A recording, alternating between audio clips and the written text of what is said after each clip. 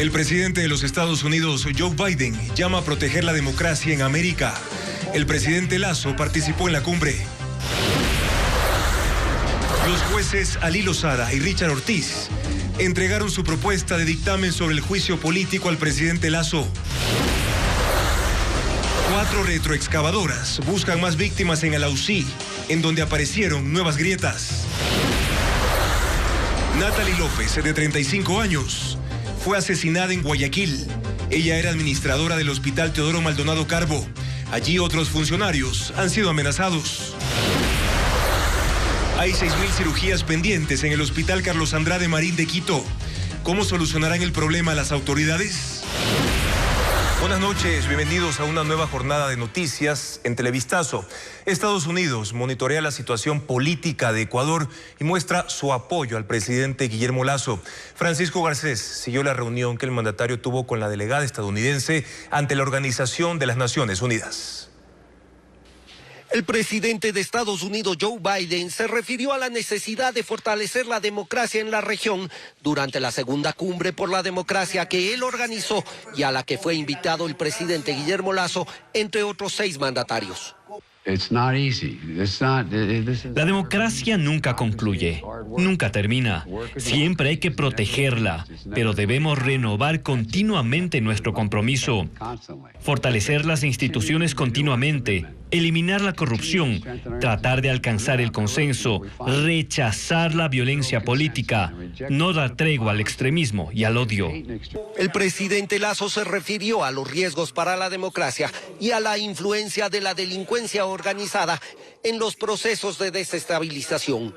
Hoy vemos que organizaciones criminales estarían vinculadas con actores y grupos sociales y políticos cuyo objetivo es promover la desestabilización, la ingobernabilidad y el caos para operar libremente. Incluso la legítima protesta social y las diferencias políticas, herramientas normales en un sistema democrático, han sido manchadas por la maliciosa ambición de estas organizaciones criminales. La posición de Estados Unidos sobre el fortalecimiento de la democracia se reforzó durante la tarde con la visita de la representante de ese país en la ONU, Linda Thomas-Greenfield, quien mantuvo una reunión con Lasso en el Palacio de Carondelet. La democracia no es una línea recta, ni un proceso sólido y fácil. La democracia es un proceso que requiere siempre recalibración. Requiere hacerse hacia atrás y moverse hacia adelante también. Y al igual que todas las democracias, Ecuador está experimentando este tipo de problema. Y le deseo a la gente del Ecuador lo mejor. El gobierno intenta así sumar respaldos ante la crisis que enfrenta. Las manifestaciones que han existido de respaldo democrático hacia el Ecuador ponen en relieve precisamente que lo importante es respetar los tiempos constitucionales y sobre todo respetar los tiempos electorales. Lasso y varios ministros se mantuvieron reunidos en la presidencia, monitoreando la situación.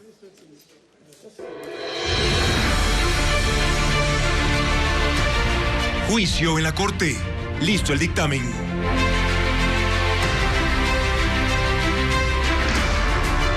Los jueces de la Corte Constitucional deberán decidir sobre el nuevo proyecto de dictamen referente al juicio político contra el presidente Guillermo Lasso, que lo preparan 2 jueces. Les tenemos un informe. El presidente de la Corte Constitucional, Alí Lozada, y el juez Richard Ortiz se tomaron 2 días para redactar el nuevo proyecto de dictamen sobre el juicio político al presidente Guillermo Lasso. Finalmente lo entregaron este miércoles a las 3:15 de la tarde. Desde esa hora, el documento está en manos de los 9 magistrados, que lo analizan y preparan sus posturas a favor o en contra. Necesitan al menos 6 votos para aprobarla. Su contenido es reservado hasta que se resuelva y se notifique al gobierno y a la Asamblea Nacional. Pero si otra vez no se consigue la mayoría necesaria, por ejemplo, si los votos quedan 5-4, el nuevo dictamen no se admite ni se inadmite y la Asamblea no contaría con una resolución de la Corte para seguir con el trámite de juicio político al primer mandatario. En la Corte Constitucional se espera que se instale la sesión del Pleno para resolver la nueva propuesta de dictamen sobre el juicio político de Guillermo Lasso. Jacqueline Rodas está en esa entidad. ¿Qué se conoce al momento, Jacqueline? Juan Carlos, aunque hasta este momento no se ha publicado la convocatoria para la sesión del Pleno, conocemos que se ha advertido a algunos de los magistrados de la Corte Constitucional de que hoy serían convocados y tienen previsto sesionar esta noche. Sin embargo, hubo un primer aviso, según conocemos por fuentes de la Corte, para que la sesión inicie a las 7 de la noche, pero hasta este momento no se ha instalado. Seguimos pendientes. Hoy entonces podría darse esta votación. Recordemos que para que se apruebe el nuevo proyecto de dictamen para el juicio político al presidente Guillermo Lasso es necesario que cuenten con al menos 6 de los votos de los 9 magistrados de la Corte Constitucional. Nosotros permanecemos aquí pendientes de esa instalación de la sesión que, como sabemos, se habría advertido que se daría esta misma noche. El oficialismo anticipa que si la Corte Constitucional da paso al juicio político, el presidente se presentaría ante la Asamblea. No se descarta la muerte cruzada, pero ese sería hasta ahora el escenario previsto desde el Ejecutivo. Patricio Díaz nos cuenta que de todas formas hay bloques que advierten que no acatarán una disolución de la Asamblea. En el caso de que la Corte Constitucional admita el juicio político al presidente Lasso, el bloque oficialista analiza uno de los escenarios: que el jefe de Estado acuda a la Asamblea para enfrentar ese proceso. Nosotros ya estamos preparados y listos para que el presidente de la República venga a la Asamblea Nacional e inicie el trámite como corresponde según ley a su defensa correspondiente. Ya tenemos lista la defensa del presidente de la República en caso de que la Corte Constitucional disponga que se venga a la Asamblea Nacional, porque es lo que corresponde. Somos un gobierno demócrata, creemos en la autonomía de poderes. El gobierno contempla otro escenario si la Corte Constitucional admite el juicio político en su contra: decretar la muerte cruzada de inmediato. Sin embargo, el Partido Social Cristiano advirtió, incluso mediante comunicado, que no acatará esa posibilidad. Mencionan varios artículos de la Constitución para justificar su postura. En el 148 de la Constitución no está la causal de que el presidente sea llamado a un control político para que llame a muerte cruzada. Estaría careciendo de veracidad jurídica. Y ahí no se reconocería, obviamente, por parte de la Asamblea Nacional. Yo creería que ahí las autoridades tomarán esa decisión, pero yo no quisiera adelantarme.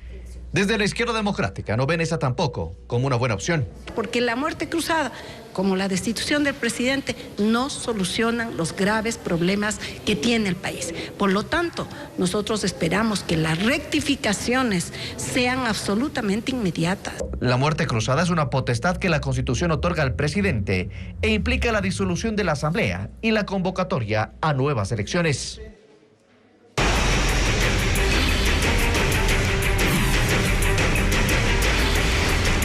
Alausí busca a sus desaparecidos. El área de búsqueda fue delimitada en Alausí ante el riesgo de nuevos derrumbes.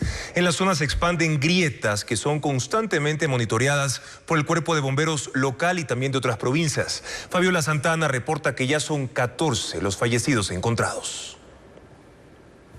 Esta es la parte alta del cerro que colapsó en el barrio La Esperanza en Alausí. Las grietas en el suelo se siguen expandiendo, por lo que un nuevo derrumbe podría ocurrir según los técnicos. El Cuerpo de Bomberos de la localidad inspecciona día a día la zona, mientras que los uniformados de Quito lo hacen en el aire. Este miércoles, la zona donde están sepultadas casas y 67 personas amaneció acordonada y militarizada. Solo pueden ingresar 300 elementos del Cuerpo de Bomberos, Policía Nacional, militares y otros grupos de operaciones. Los moradores también pueden ingresar, pero ante alertas como la de esta tarde, suenan alarmas y evacúan.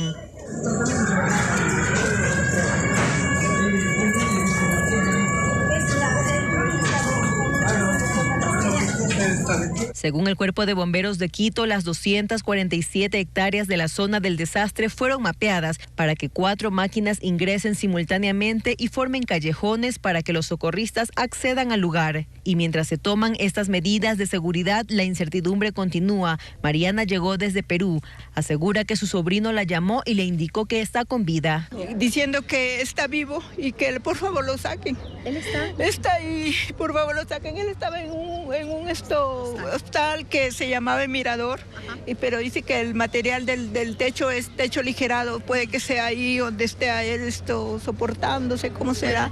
Esta mañana se recuperaron 2 cuerpos, suman 14 en total los fallecidos. Ya en la tarde se abrieron 4 frentes de trabajo. En el principal estaban 3 maquinarias, pues estarían a punto ya de descubrir la casa donde estaría sepultado un niño de 12 años. Parte de la losa fue descubierta y se espera resultados de la búsqueda. En otro extremo están familiares y amigos de otra persona desaparecida. Remueven la tierra sin cesar. Las labores de búsqueda se mantendrán 15 días y luego se evaluará la posibilidad de una remoción total de escombros. Cerca de 500 personas de 2 comunidades ubicadas en el área de riesgo tras el deslizamiento en Alausí no han evacuado sus casas. Nuestro corresponsal Ángel Pilatuña recorrió esos poblados donde los habitantes aseguran que no quieren salir por temor a abandonar sus trabajos y sus viviendas. Llegamos a la comunidad Aipud en Alausí, una de las 2 comunidades que se encuentran dentro del área de peligro por deslizamientos. Aquí viven cerca de 400 personas que han decidido no evacuar. Estela Barrera y Segundo Chicaiza nos cuentan que pese a las alertas que han recibido y solicitudes de evacuación, su vida es el trabajo en la agricultura y ganadería y esto los aferra a sus tierras. Ellos no han dejado de salir al pastoreo de sus borregos y de ir a sus parcelas. Trabajar en el campo con los animales, trabajar en el campo más que todo. Entonces sembramos cualquier granito, lo que le venga aquí, todo granito le sembramos, señor. Nelson Lema, dirigente de la comunidad Aipud, reconoce que la población vive en incertidumbre ante el riesgo de nuevos deslaves, pero sostiene que no tienen dinero ni un trabajo que les dé estabilidad económica fuera de sus tierras. No hay familiares donde irnos, prácticamente lo tenemos aquí en nuestras casitas, nuestros terrenitos, todo eso, y si toca irnos prácticamente a Riobamba o a Ambato, pero a arrendar un cuarto, a tratar de sobrevivir de nuevo.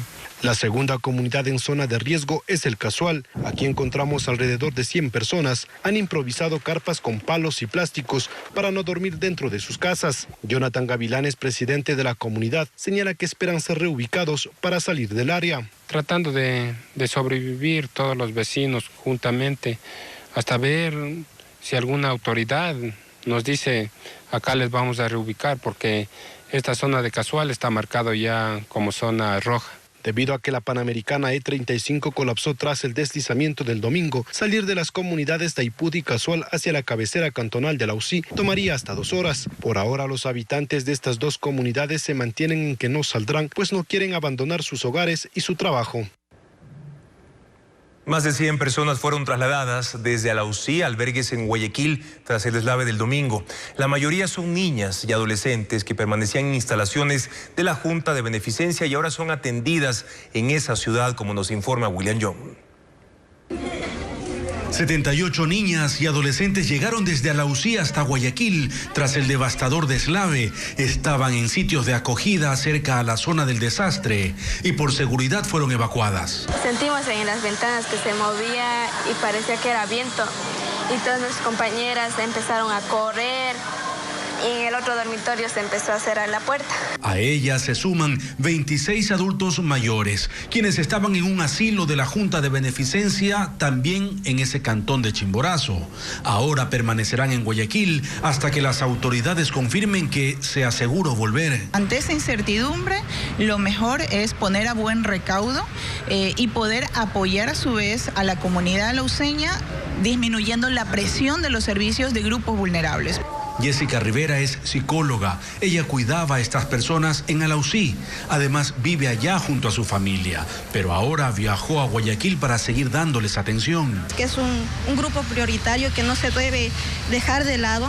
Y también la ayuda siempre debe continuar también porque allá sigue el riesgo, sigue la necesidad y el miedo tal vez. Durante su permanencia en el puerto principal, en total estas 104 personas recibirán asistencia médica y psicológica. El asesinato de la directora administrativa del Hospital Teodoro Maldonado Carbo del IES en Guayaquil derivó en la renuncia de 6 funcionarios quienes fueron amenazados. Ellos argumentan que abandonaron sus cargos porque temen por su vida y la de sus familias. Diego Cuenca nos informa que el crimen estaría vinculado a la corrupción dentro de esa casa de salud. Los criminales atacaron a la funcionaria cuando manejaba su vehículo en el sector de La Pradera, en el sur de Guayaquil. La víctima era Natalia López, directora administrativa financiera del Hospital Teodoro Maldonado Carbo del IES. Ahí trabajó desde septiembre del año pasado. Era soltera, tenía 35 años, ingeniera en finanzas y cursaba un doctorado en la Universidad de Espíritu Santo de San Borondón. Apenas un mes atrás, López apareció en público junto a Francisco Pérez, gerente del mismo hospital, en una rueda de prensa donde él denunció que la empresa Serlim quería ejercer presiones para que les renueven el contrato del servicio de limpieza. Ustedes no saben qué tipo de gente es esa. Mi vida y la vida de todos ellos, de todo el equipo de nosotros, corren riesgo. Además, el pasado 10 de febrero, Pérez fue víctima de un intento de secuestro al salir de su casa. Por todos estos antecedentes, la policía acudió la mañana de ese miércoles al Hospital Teodoro Maldonado Carbo para recabar más pistas que sirvan para la investigación que abrió la Fiscalía por el asesinato de Natalie López. El vicepresidente de la República en su cuenta de Twitter dijo: la violencia y la corrupción no pueden arrebatarnos más vidas inocentes. Que los responsables de ese crimen respondan ante la justicia y la sociedad. Por este hecho violento renunciaron 6 funcionarios del hospital, entre ellos el director técnico, los coordinadores financieros, jurídico y de diagnóstico. La jefa de la unidad de contratación pública y el jefe de oncología abandonaron sus cargos para salvaguardar su integridad y la de su familia. 6 procesos judiciales están abiertos por corrupción en el Hospital Teodoro Maldonado Carbo del IES, pero en ninguno existe sentencia. En estos casos se relaciona a proveedores y exfuncionarios públicos con presuntas mafias que se disputan contratos para la compra de medicinas, insumos y limpieza. William Young con este tema. 5 procesos por peculado y 1 por concusión están en curso relacionados a tramas de corrupción dentro del Hospital del Seguro Social Teodoro Maldonado Carbo, en Guayaquil. En estos casos se investigan supuestas irregularidades en contratos desde 2019, la mayoría vinculados a procesos de adquisición de medicinas e insumos durante la pandemia. Pero ninguno tiene sentencia, 5 están en instrucción fiscal y 1 en indagación previa, es decir, aún no pasan a juicio. Esto pese a reiterados intentos por desarticular las mafias que operan alrededor de este centro hospitalario. En diciembre pasado, el vicepresidente de la República, Alfredo Borrero, lo visitó de forma sorpresiva y reconoció que la corrupción sigue rondando esta casa de salud. Y para su antecesor, Otto Sonnenholzner, las cosas no han cambiado. Ante las mafias delictivas de ese hospital, que hasta el día de hoy, no me preguntes cómo logran eludir la justicia. El fiscal César Suárez lleva 5 de las investigaciones, nos confirmó que 2 ya pasaron a tribunal y en todos la trama es similar. Proveedores y funcionarios habrían arreglado los contratos de forma ilegal para favorecer a ciertas compañías. Incluso ya en 2020, la Contraloría General del Estado reveló otras irregularidades en contratos. Documentos fraudulentos, pagos en exceso, compras sobrevaloradas y medicamentos faltantes en sus bodegas por casi $1 millón. Y en ese entonces se anunció una intervención integral al más antiguo hospital del IES en Guayaquil y uno de los más grandes del país. Hay preocupación entre los afiliados a la Seguridad Social por miles de cirugías represadas en el Hospital Carlos Andrade Marín, el más grande de esta red de salud. Existen pacientes que incluso esperan por 4 años una intervención. Pero, ¿qué dicen las autoridades? Carla Delgado nos cuenta. Hace más de un año a Lucía le detectaron un tumor en la pierna derecha y necesita una intervención urgente. Es paciente del Hospital Carlos Andrade Marín del IES, pero hasta la fecha no consigue ser operada. Porque dice que no hay camillas, no hay en quirófanos, no hay, que lamentablemente lo que operaban 5 días les han restado 2, quedan 3, entonces que igual ellos no pueden hacer nada. Lo que más le inquieta es que esta demora complica su cuadro clínico. O sea, tengo una masa que se está regando y que tengo que operarme de emergencia. En el otro extremo de la ciudad está Luis, afiliado desde hace 38 años y paciente de este mismo hospital. Nos cuenta que tampoco logra que le coloquen una prótesis desde 2021. Que deben ser conscientes. Me duelen las rodillas. Son insoportables, que hay a veces que en la noche no puedo dormir. Pero la lista de espera por una cirugía es larga. Según fuentes médicas, sobrepasan los 6.000. El gerente de esta casa de salud, Jorge Peñerrera, explica que una de las causas de este represamiento es que algunos equipos estaban obsoletos. Se han estado actualizando ciertos equipos que tienen una vida muy larga, que por ejemplo los arcos de ENSE, que son cirugías para traumatología, se resolvieron esta semana. Entonces ya tenemos los mantenimientos preventivos y correctivos de los equipos al día. Se sumará otra estrategia. Vamos a comenzar campañas quirúrgicas para poder solventar la mayoría, como usted me pregunta, la mayor cantidad. Por ejemplo, en el mes de mayo comenzamos la campaña quirúrgica que es de otorrinolaringología. Entonces, para concentrar un poco los recursos para ir resolviendo la lista más larga. Esto porque se determinó que las especialidades de oftalmología, traumatología y otorrinolaringología son las que tienen la mayor cantidad de pacientes que esperan por una operación. En una noticia de última hora, Rubén Hernández, gerente del Hospital Delfina Torres de la ciudad de Esmeraldas, fue víctima de un ataque de sicarios esta tarde, recibiendo varios disparos. Preliminarmente se conoció que su estado de salud es crítico. En nuestros próximos noticieros ampliaremos esta noticia. Y ahora les contamos que la salud del Papa Francisco ha sido motivo de preocupación este miércoles, ya que fue hospitalizado con un problema respiratorio y ha cancelado su agenda para los próximos días. Todavía no se sabe si podrá o no presidir los eventos de Semana Santa que empiezan este domingo de Ramos. Vamos hasta Ciudad del Vaticano con Rubén Martínez Mateo de la Alianza Informativa Latinoamericana, quien tiene detalles sobre esta noticia.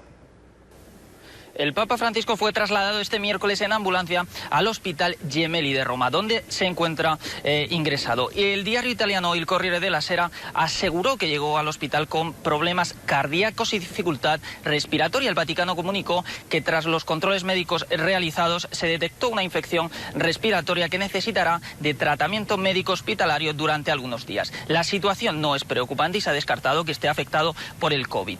El periódico italiano también apuntó que el Papa comenzó a sentir un dolor en el pecho a última hora de la mañana, cuando ya se encontraba en su residencia justo después de la audiencia celebrada este miércoles. La Santa Sede emitió un comunicado inicialmente donde habló de controles previamente programados, una decisión que no parecía muy lógica, ya que nos encontramos a las puertas del Domingo de Ramos y de la Semana Santa, cuyos actos debe presidir. Posteriormente informó sobre los motivos reales, y es que el Papa arrastraba desde hace unos días dificultades respiratorias. Se desconoce el tiempo que Francisco estará ingresado en el Hospital Gemelli de Roma, donde, recordemos, fue el lugar donde fue sometido en julio de 2021 a una operación de colon. Por el momento, la agenda del Papa ha sido suspendida para el jueves y el viernes. Más adelante en Televistazo, ¿por qué colapsó el sistema informático del registro civil? Las autoridades explican las razones.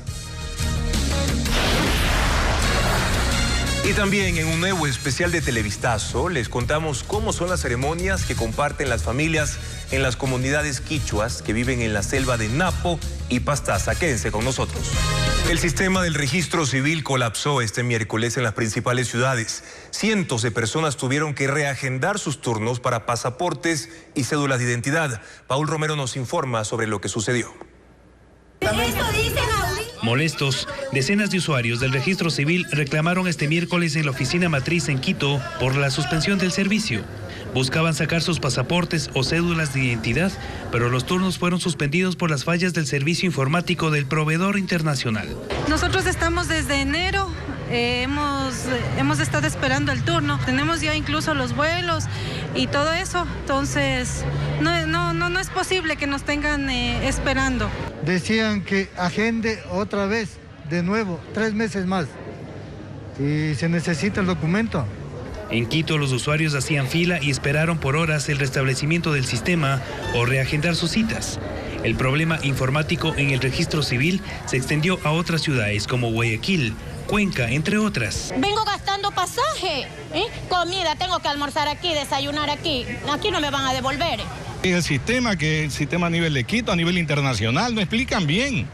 No se sabe qué es lo que está ocurriendo. Pasado el mediodía, el servicio se restableció a escala nacional según el registro civil. Sin embargo, esto no ocurrió en Cuenca, en donde los usuarios señalaron que no lograron realizar sus trámites. Es una desorganización.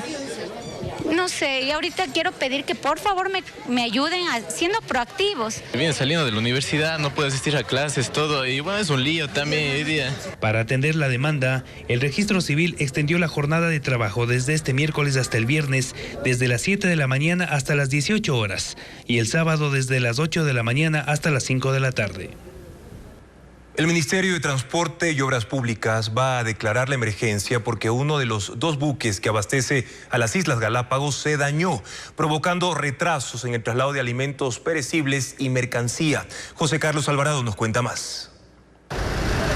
Este problema inicia en el Ecuador continental, particularmente en el ingreso a uno de los puertos de Guayaquil donde están los barcos que llevan productos a las Islas Galápagos. Aquí los comerciantes de alimentos y más hacen largas filas y esperan horas para enviar los cargamentos. Uno de los 2 buques usados para este fin tuvo daños en su motor, por lo que el espacio que queda disponible es limitado. Toda la vida se pasa esto y los productos llegan ya deteriorados, o sea, ya no llegan en buen estado por el tiempo.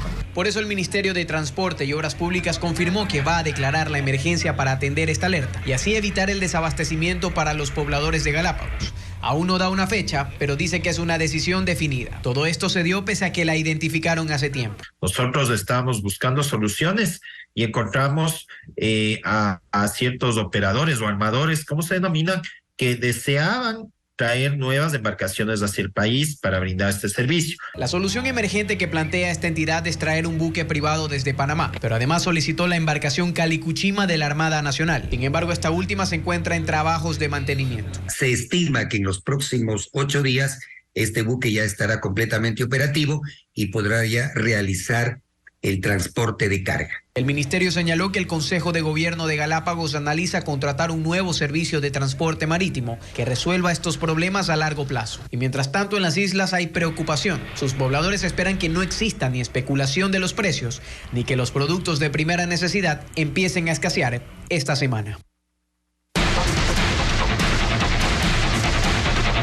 ¿Y ellos cómo viven? En esta nueva entrega de nuestro especial en la Amazonía ecuatoriana mostraremos parte del mundo simbólico de las comunidades quichuas que viven en la selva de Napo y Pastaza. William Young nos describe ceremonias en las que se juntan las familias para compartir enseñanzas y revitalizar sus tradiciones. Los encantos de la Amazonía están más allá de lo tangible, de sus paisajes, sus sonidos y su naturaleza. Está en sus habitantes, en sus historias, sus rostros, en los conocimientos ancestrales que simbolizan su identidad. Para conocerlos más de cerca y convivir con ellos hay que adentrarse en la selva. Navegando por el río Napo, se llega a la comunidad quichua de Rumiurco. Allí viven 150 personas, repartidas en 20 familias. Alichishi, Nisha, Alichani, Cangunara. Melania Calapucha es la encargada de recibir a los visitantes que llegan a esta zona para saber más de sus tradiciones. Y así podemos llevar hacia adelante nuestra cultura y no dejarla atrás.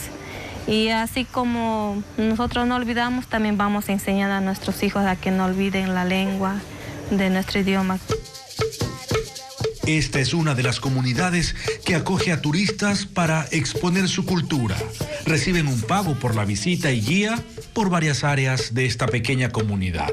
La autogestión los ayuda a mantenerse. La ceremonia de bienvenida fue completa. Al ritmo de melodías amazónicas, danzaron con sus trajes típicos, invitándonos a sentir, aunque sea por unos minutos, su riqueza cultural. Silverio Calapucha es el chamán al que consideran el más sabio de esta familia y aseguran que sus rituales sirven para alejar las malas energías y atraer buenas vibras. Tenemos manteniéndole la cultura nuestra, siempre de nuestros ancestros. Debemos que seguir hacia adelante y hablar idioma quichua tampoco nos podemos olvidarnos. En Ecuador, los quichuas son una de las 14 nacionalidades indígenas y la más numerosa, superando las 800,000 personas en provincias de la Sierra y parte de la Amazonía, de acuerdo a los datos de la Organización Internacional de Trabajo sobre Asuntos Indígenas. Con esta limpia, decidimos seguir en busca de más historias. Ahora en Pastaza, partiendo del Puyo hasta el cantón Arajuno. Desde allí avanzamos por un camino empedrado por casi una hora hasta el río Curaray. El camino cambió y debimos atravesarlo caminando, aprovechando que el nivel del agua lo permitía. Hasta llegar a Pambayacu, para ser parte de una de las más antiguas tradiciones quichuas, la guayusa upina. Generalmente se la realiza en cada hogar, pero esta vez se juntaron todas las familias como señal de respeto a nuestra llegada. La jornada inició en la madrugada, a las 2. Caminando por la selva rumbo a la casa de uno de los líderes de la comunidad. Un encuentro ceremonial.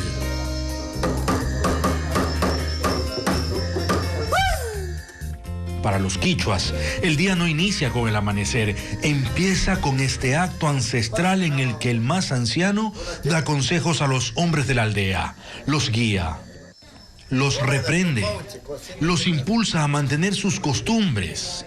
Aquí el respeto a la jerarquía es vital. Mientras las mujeres tejen y preparan una olla con té de guayusa, bebida a la que le atribuyen toda la energía que necesitan para su día. Y esto es para bienestar de uno mismo, porque mientras vas consumiendo, limpias las malas vibras para que vengan buenas energías. Otros preparan sus flechas para cazar aves y monos, muy atentos a lo que su líder diga.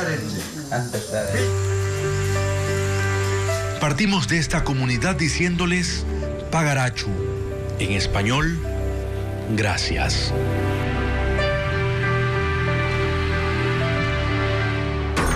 Mañana. No tenemos nada de la parte tecnológica, no contamos con esos servicios. ¿Y ellos cómo viven? Mañana a la 1:00 p.m. y 7:00 p.m. en Televistazo, aquí en Ecuavisa. La Contraloría halló irregularidades en la chatarrización de vehículos, maquinaria y equipos del Ministerio de Obras Públicas. Incluso varios automotores supuestamente chatarrizados fueron vendidos y están en circulación. Francisco Garcés nos informa. 26 vehículos del Ministerio de Obras Públicas supuestamente inservibles fueron dados de baja, pero de esos al menos 13, en lugar de ser destruidos, fueron a parar a manos de particulares. Esta es una de las irregularidades detectadas por la Contraloría en el contrato de chatarrización firmado entre la empresa Naturreciclaje y el Ministerio el 24 de diciembre de 2019. Un mes antes incluso ya habían entregado bienes. Entre esos están los 26 vehículos acompañados de 25 informes con el estado mecánico de cada uno, aunque la Contraloría encontró que al menos 22 de esos informes posiblemente fueron falsificados. Al final no se sabe cuáles y cuántos vehículos fueron destruidos, pero sí que al menos 13 de ellos fueron matriculados hasta el 2022. La Contraloría presume que pasaron a particulares y estarían circulando en varias partes del país. Tomamos contacto con la representante legal de Naturreciclaje, de quien esperamos aún una respuesta, aunque ante la Contraloría reiteró que se chatarrizaron todos los bienes entregados por el Ministerio y se justifica que vehículos pudieran estar circulando porque hay personas inescrupulosas que utilizan papeles de otros vehículos para poder hacer circular los suyos, pero no adjuntó documentos que sustenten la destrucción de los bienes. ¿Por qué se produjo esta irregularidad? La Contraloría no establece si es un esquema de corrupción corrupción, pero sí apunta a las fallas administrativas en el ministerio, que ni siquiera sabe con certeza los bienes que tiene. Hay vehículos livianos y pesados que no aparecen en el inventario y durante años no se han pagado las matrículas. Pero no solo eso, también se chatarrizaron varillas de acero, lotes completos de señalética unidireccional de tránsito avaluados en $280,000 y se entregó a la recicladora todo tipo de bienes adicionales valorados en $2,2 millones. Y todo sin que existan documentos suficientes para determinar si estaban o no en buen estado. Quito se alista para afrontar la temporada de lluvias. Una de las tareas que tiene es la limpieza de quebradas para evitar deslaves y aluviones. Francisco Garcés recorrió estos espacios para constatar el avance de los trabajos. El viernes pasado, un deslizamiento de tierra taponó la parte baja de la quebrada del Tejado, la misma que causó el aluvión del 31 de enero de 2022 en el que murieron 28 personas. Ricardo Tituaña fue uno de los primeros en dar la alerta. Uno ya está asustado de estas cosas, entonces se llamó al 911 y sí, ¿para qué? Sí se movilizaron, pero en realidad fue un poquito preocupante porque vaya a repetirse la situación. Es un recordatorio de lo que las lluvias pueden ocasionar en las quebradas de Quito, donde se trabaja para que no se acumulen escombros. En Chilibulo, al sur de la capital, la maquinaria trabaja sin pausa. Lodo y escombros bajaron del Pichincha y se acumularon en la infraestructura que está justamente planificada para detenerlos y evitar taponamientos. Aquí la labor se ha extendido durante 2 semanas, pero si el clima lo permite, en lo que resta de esta, la infraestructura quedaría limpia.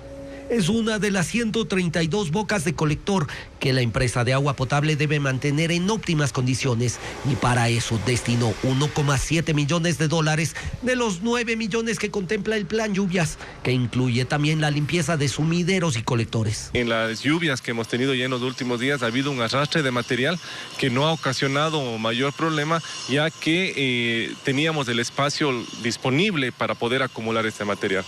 En varias quebradas los trabajos duraron meses.